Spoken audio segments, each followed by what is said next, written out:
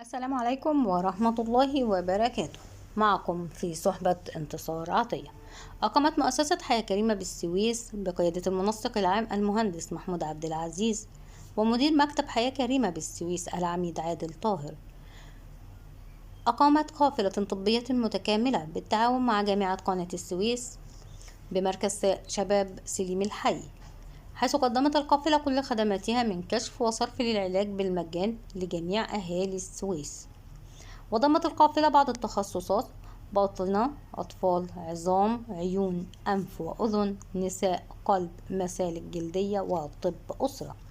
كما ضمت القافلة تخصص طب بيطري وإرشاد زراعي.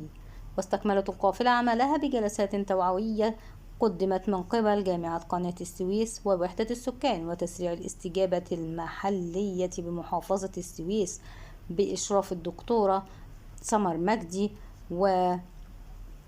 ومنسقي ومتطوعي الوحدة السكانية بالسويس ومديرية الصحة وجهاز مكافحة الإدمان والهيئة العامة لتعليم الكبار ومحو الأمية.